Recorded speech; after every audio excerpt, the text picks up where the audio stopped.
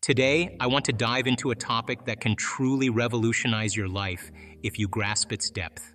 We're going to talk about 5 things you should never share with anyone. These aren't just casual pieces of information. They're the keys to your power, your happiness, and your destiny. Okay, let's begin with the first thing you should always keep to yourself: your dreams and aspirations. Picture your dreams as tiny seeds, delicate and full of potential. Just like real seeds, they need care and protection to grow. When you share your dreams with others who might not understand or encourage you, it's like planting those seeds in rocky soil, where they might struggle to take root. Instead, keep your dreams close to your heart like precious treasures. Nurture them with your attention and belief, just like you would water and sunlight for a plant. By keeping them to yourself, you shield them from negativity and doubt, allowing them to grow strong and healthy. Think of your dreams as the stars in the night sky, guiding you towards a brighter future. When you keep them to yourself, you're like a sailor navigating by the stars, following your own unique path. And just like the stars, your dreams have the power to light up your life and guide you towards your destiny. All right, let's take a closer look at the second thing: your deepest fears and insecurities. These are like the dark shadows that hide in the corners of your mind, waiting to trip you up and hold you back from reaching your goals. They're the nagging doubts and worries that whisper in your ear, telling you that you're not good enough or that you'll never succeed.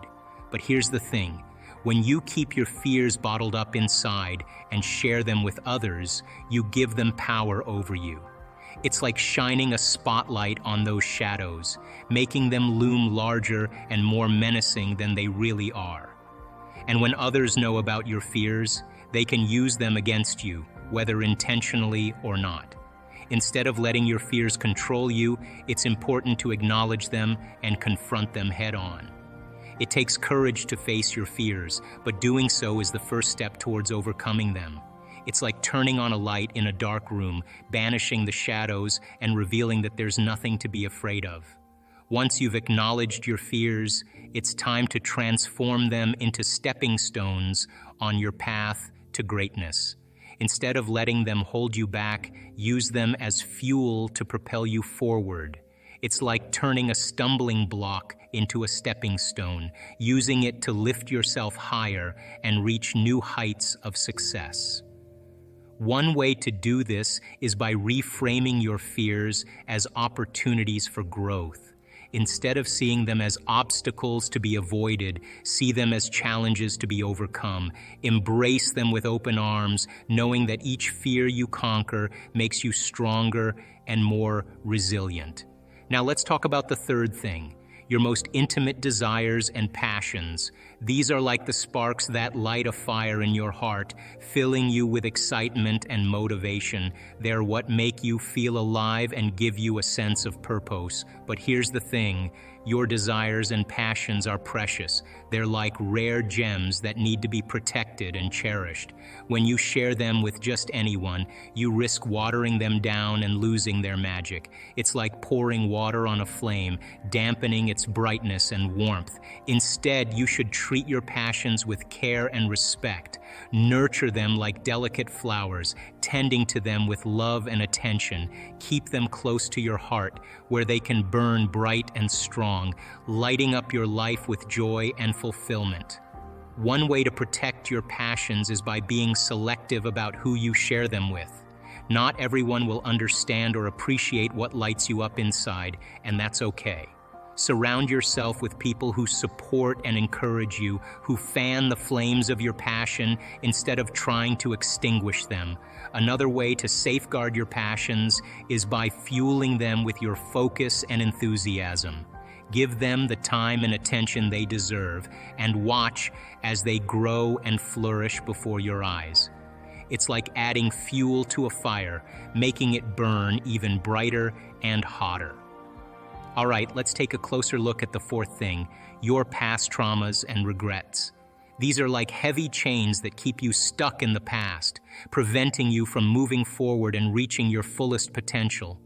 When you keep thinking about them and talking about them, it's like adding more weight to those chains, making them even harder to break free from. But here's the thing.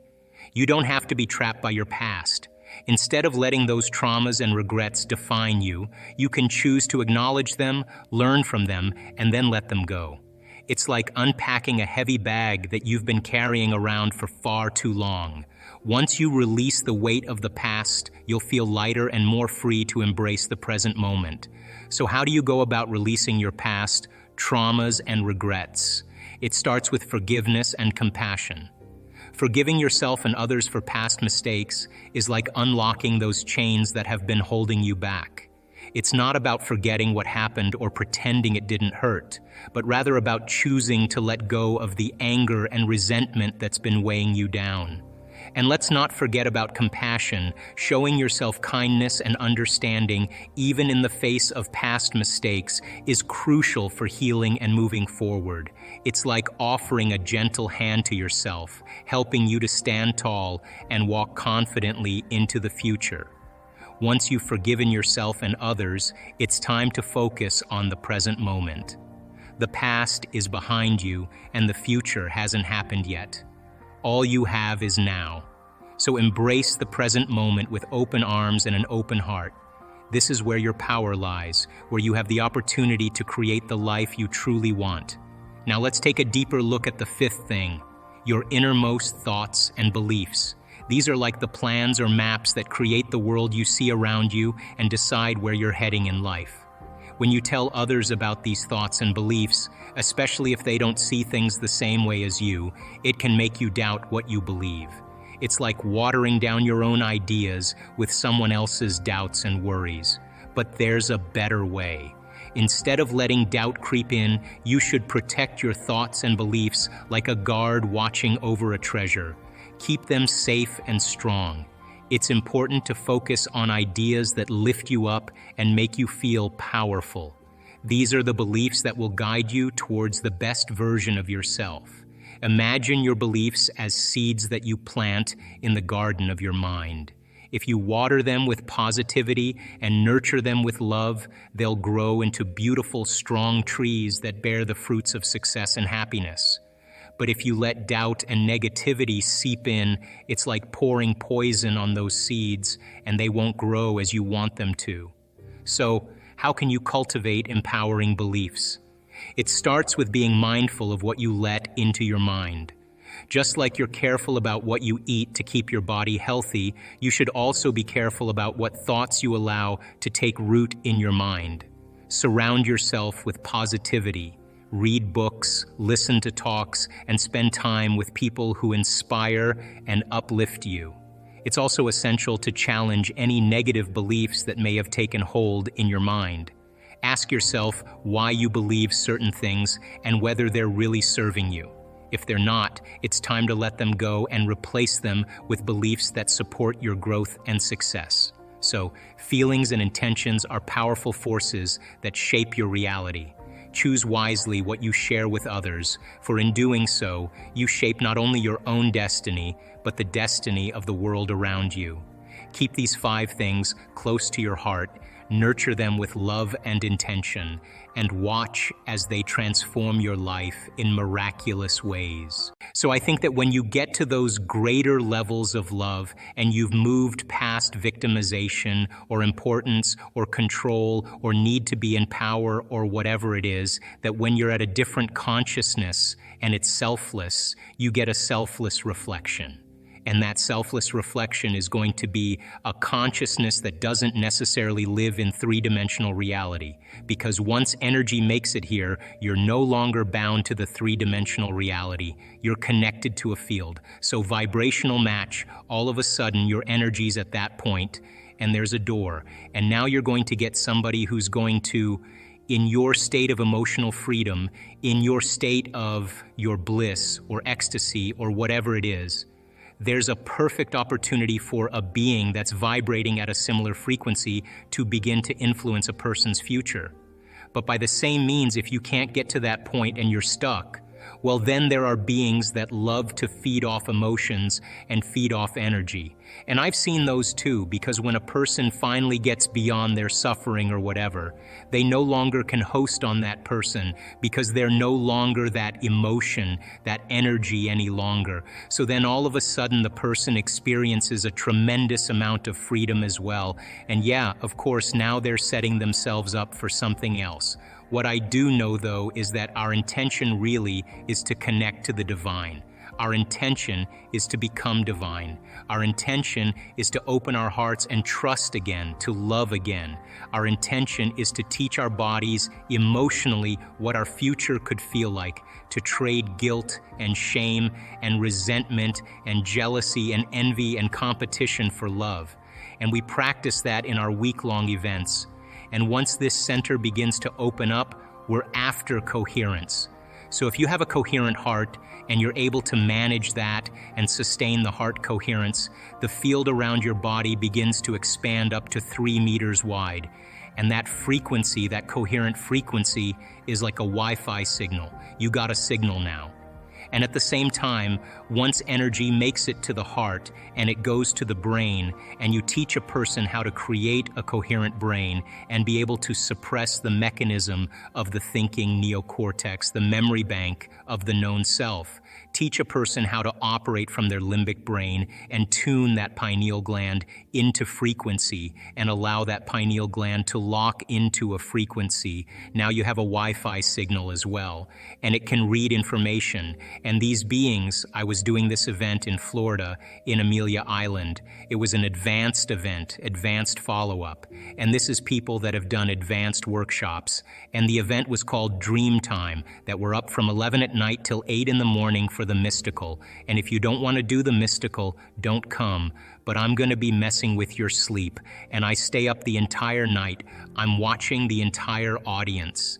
And we're keeping them between worlds, between wakefulness and sleep in that theta realm. And many people have very profound transcendental experiences while we're doing it. And I was trying to think of a way to explain this to the audience.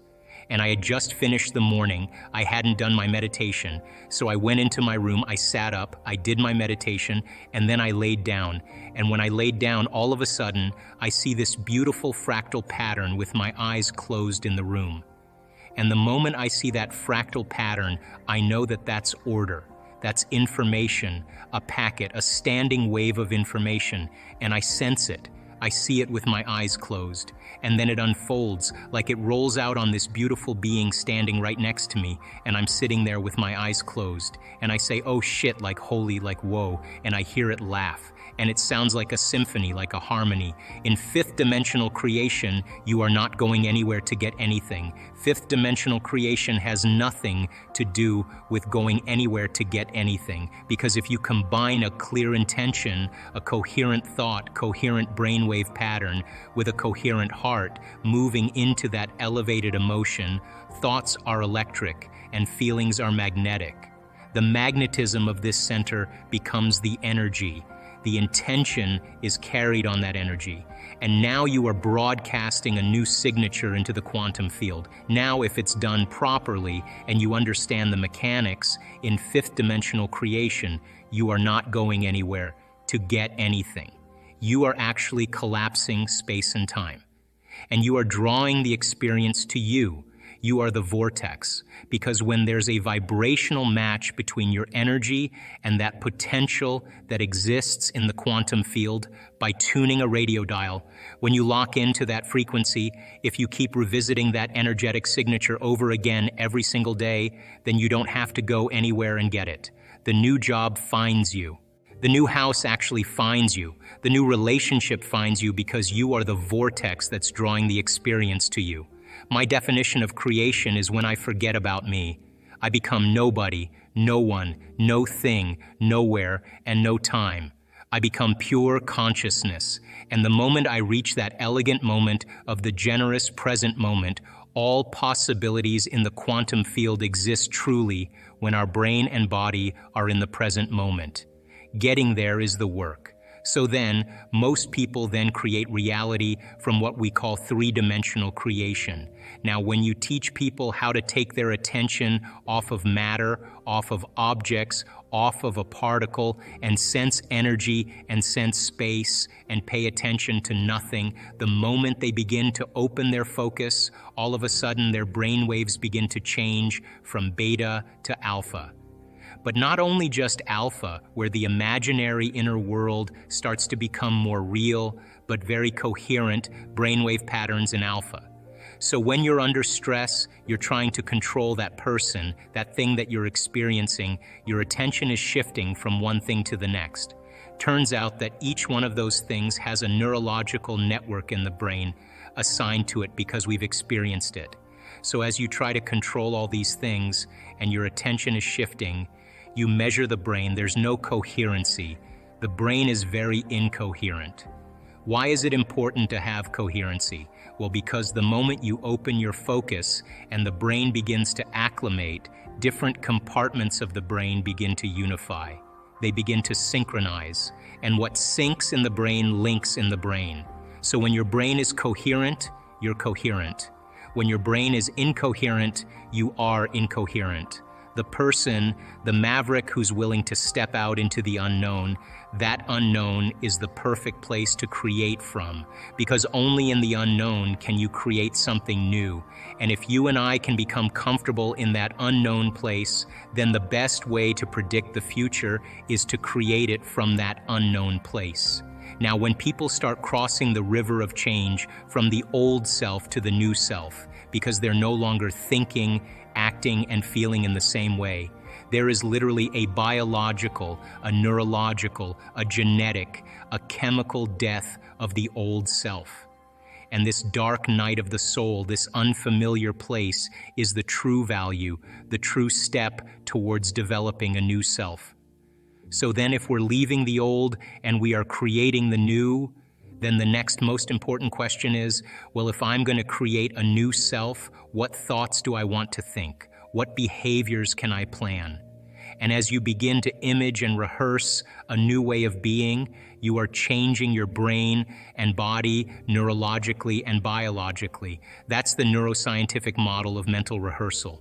And as we begin to remind ourselves who we no longer want to be, and we remind ourselves every day of who we do want to be, there'll come a moment where we begin to silence the circuits in our brain that are connected to the old self and inhibit the chemicals that reaffirm the same identity, and then begin to fire and wire new circuits in our brain that begins to install the neurological hardware.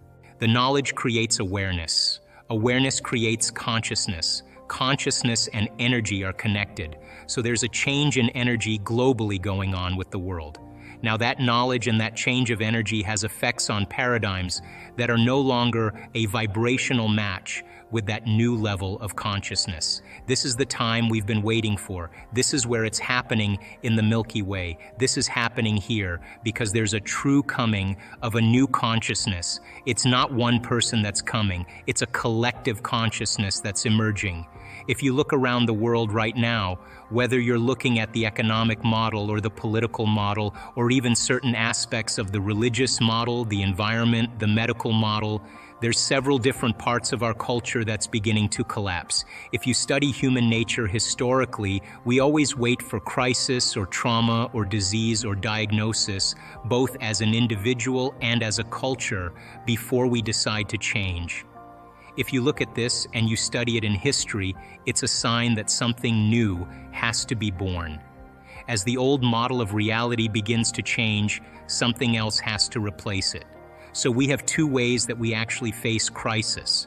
We can either face crisis in a state of emergency, which in the beginning of a crisis is healthy, or we can face crisis in a state of creativity and innovation. If you're addressing a financial crisis or a crisis in a culture and everybody is selfish and everybody's living by those emotions, then they're pushing their way to get to the head of the line. They're competing. They're forcing outcomes. They're using very primitive systems to try to take care of themselves. We know from the physiology of the brain that most of the blood supply goes to the hindbrain and away from the forebrain. those chemicals create a gap between the way things appear in our life and the way things really are.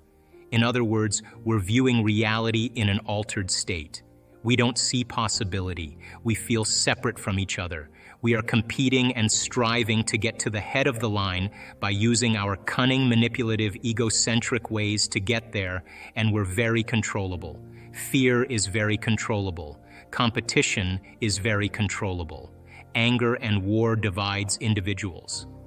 Now, that is not a way to address a crisis, because the service to self or taking care of the self is the exact thing that enhances the crisis. Because if you and I are all doing the same, if we're all doing the same thing, then a culture becomes more divided. It becomes more disintegrated. It becomes more incoherent. And possibility then is not part of the equation. So the other state of mind, if you can view crisis as a great opportunity brilliantly disguised as an impossible situation, and you have to match the conditions in your environment with a new mind, now we're talking about greatness. Because innovation and creativity and a new way of thinking and a new way of being means that we can't do the same thing from the past. And so in history, cultures that are individuals that overcame their environmental conditions were considered mystics and saints and leaders and charismatic leaders. They were individuals that saw past the illusion of the present reality. When we begin to become innovative or creative, the brain begins to switch. We begin to turn on the forebrain, the frontal lobe, which is really the crowning achievement of the human being, and we begin to ask bigger questions. How can we create a new way of being in a world that's falling apart? How can we begin to create a new system to adapt to these conditions? And I think that people, when they begin to feel empowered by possibility, when they begin to see that the death of the old paradigms means the beginning of a new paradigm, how many people actually believe in the idea that the way you think has some effect on your life? So how many people actually woke up this morning and consciously created a future? You know, the biggest reason why people don't do it is because you don't really believe it's true. You see, if you knew on a gut level that it was absolutely true, would you ever miss a day, and would you ever let any thought slip by your awareness that you didn't want to experience?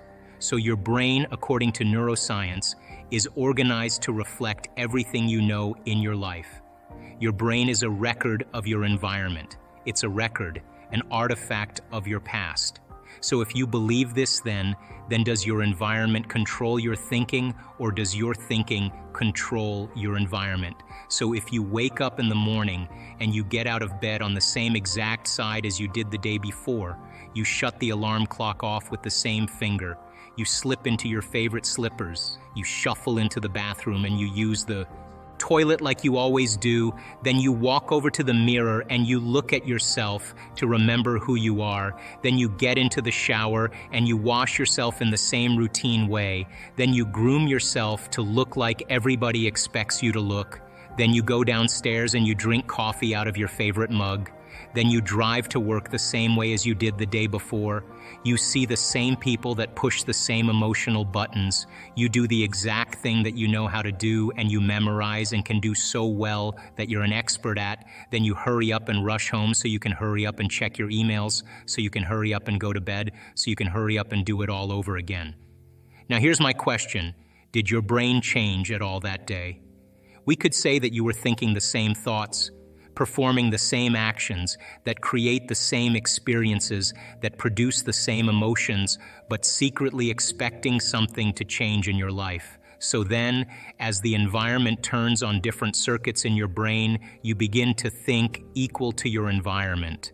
As you see the same people and go to the same places and do the same things at the same time, it's the external environment that's turning on different circuits in your brain, causing you to think equal to everything that you know. And as long as you think equal to everything that's familiar or known to you, what do you keep creating more of? Same life. Same laws still applying to you. You're just thinking equal to everything that you know, and you keep creating more of the same. To change, to truly change, is to think greater than your environment. And every great person in history knew this. Whether it was William Wallace, or Mahatma Gandhi, or Martin Luther King, or Queen Elizabeth I, or Joan of Arc, they all had a vision. They all had an idea, couldn't see it, couldn't smell it, couldn't taste it, couldn't feel it. It was alive in their mind. It was so alive in their mind that they began to live as if that reality was actually happening now. So, can you believe in a future that you can't see or experience with your senses yet, but you've thought about enough times in your mind that your brain is literally changed to look like the event has already happened? Neuroscience says it's absolutely possible. Now, your personality creates your personal reality. That's it. It's that simple. And your personality is made up of how you think, how you act, and how you feel. So the present personality who's sitting here today, you, has created the present personal reality called your life. The hardest part of all of this, everything we're talking about, is one simple thing: making the time to do it. That's it. Making the time for your precious self to eliminate the people in your life and the things that you do just for a short period of time when you wake up in the morning or before you go to bed at night, and you say, okay, what is the greatest ideal of myself that I want to be today? But listen, I'm not going to get up until I am this person. When you begin to wrestle with your limitations and overcome them, there's so much talk in the United States about self-love. People think self-love is getting a manicure or buying a sports car. That's not self-love, that's pleasure. Self-love is when you're sitting with yourself and you are working on overcoming your hardwired thoughts or beliefs or your emotional propensities that are connected to your past, and you are really working to overcome them. Right on the other side of your pain is freedom. Right on the other side of your fear is courage. Right on the other side of your sadness is joy. It's the same energy, it's just trapped in the body.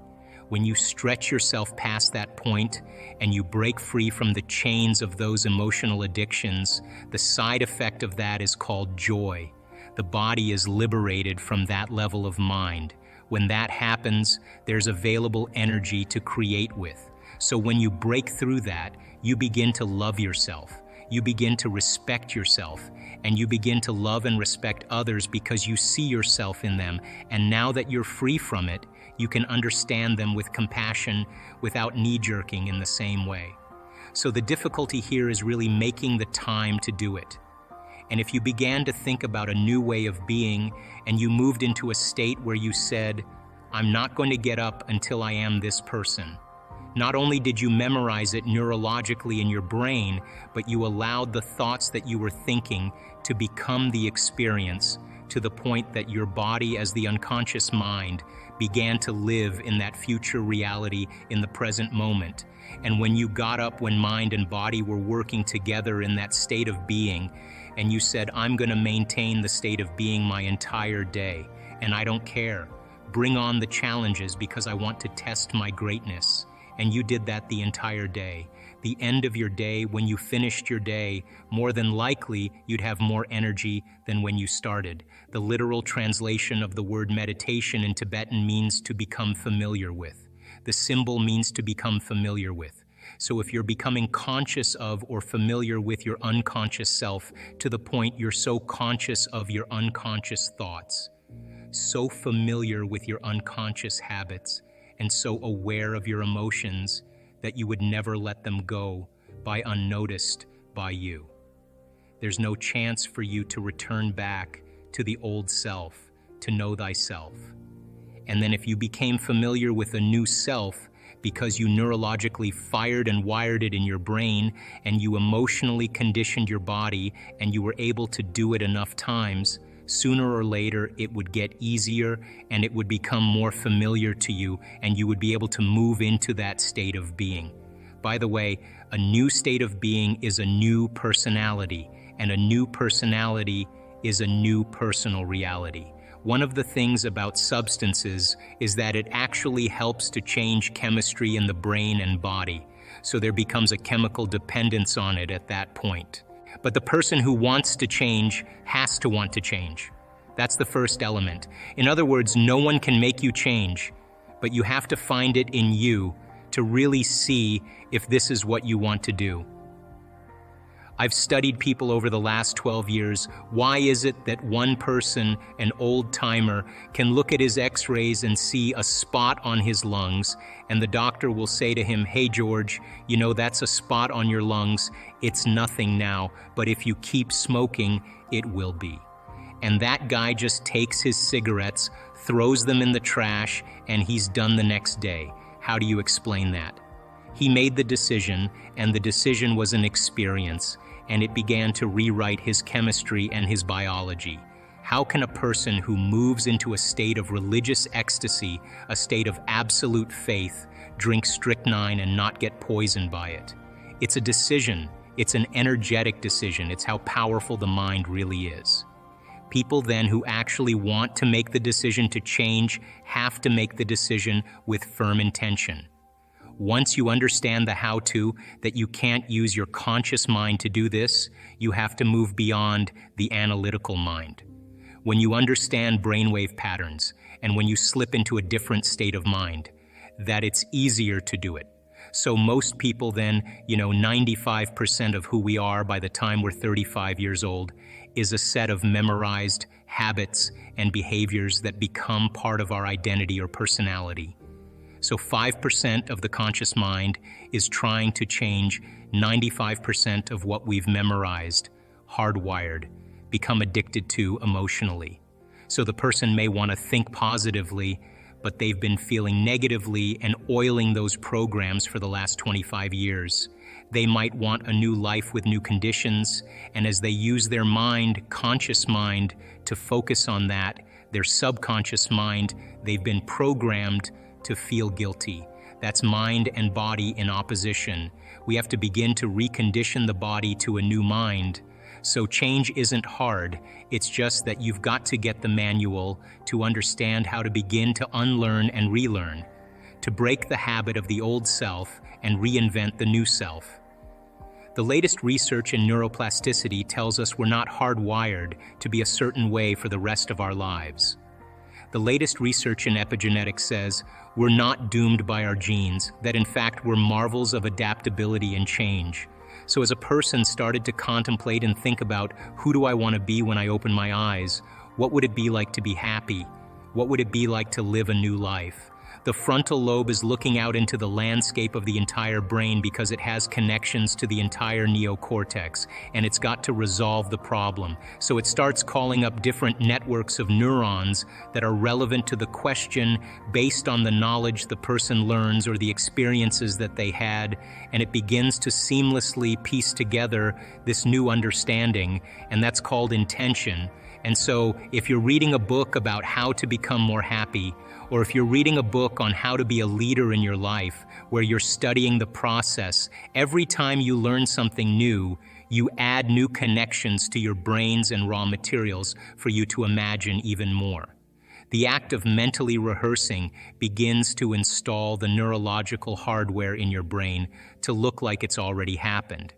Now, the brain is typically a record of the past, but the moment we install the neurological hardware, it becomes a map to the future. And you keep doing that, the hardware becomes a software program, which means you start thinking like a genius. You start acting like a happy person because there's no mystery there because you installed the circuits. And then these people didn't wait for their wealth or their health to feel gratitude and to feel empowered or to feel love, a love for life. They began to feel those emotions ahead of the experience, and their body, as the unconscious mind, doesn't know the difference between the experience and their life that creates the emotion, and their emotion that they're creating by thought alone. The body's believing it's living in the future, in the present moment, and the stronger the emotion that they felt, the more they're going to pay attention to the thoughts they're thinking, and now all of a sudden they're changing their biology from living in the past-present reality to living in the future-present reality. And I was so intrigued by this process that I went back to school to study neuroscience because it was the answer in the internal process of rehearsing and imagining